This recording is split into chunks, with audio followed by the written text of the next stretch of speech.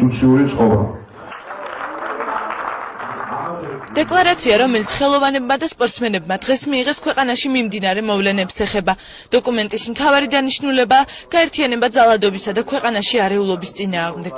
მინდა რომ მე ვიცხოვრო ისეთ ქვეყანაში, სადაც იქნება ჩაოულებრივად სიმშვიდე ქუჩაში და საიდაც უცხოეთიდან თუ მოსკოვიდან თუ არ ვიცი თუ გინდა თბილისის რომელიმე უბნიდან წყდებოდეს ჩემი შვილების ბედი. ხელს ვაწერ იმაზე რომ იყოს არჩევნები ჩატარებული სტაბილურ გარემოში და არანაირმა გარეშე ძალებმა არ შეუშალოს ქვეყანაში ნორმალურად არჩევნების ჩატარებას.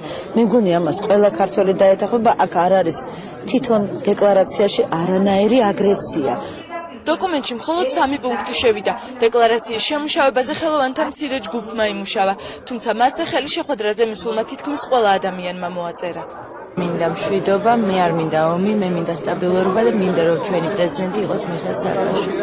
მე აქ ვარ იმისთვის და უკვე დავადასტურე რომ ვეთანხმები და უკვე ხელი მოვაწერე, იმიტომ რომ არ უნდა იყოს ჩვენ ქვეყანაში ძალადობა და ეს არის ძალადობის ფაქტორები, რომელიც რა თქმა უნდა ჩვენ მოვითხოთ მშვიდობიან, ნორმალურ, დემოკრატიულ არჩევნებს. მე მოვაწერე პირველ მემორანდუმსაც ხელი მაშინ, როდესაც ძალიან ცოტანი ვიყავი და ეხლაც მოვაწერე ხელი. იმიტომ რომ ჩემთვის ახალი არაფერი არ მომხდარა, პირველი წუთიდან ვგრძნობდი. ნოემბრის დღეებიდან ვგრძნობდი ამის უკან რა იდგა, ვინ იდგა და აქ იყო მხოლოდ სახელმწიფოს გადარჩენაზე ლაპარაკი.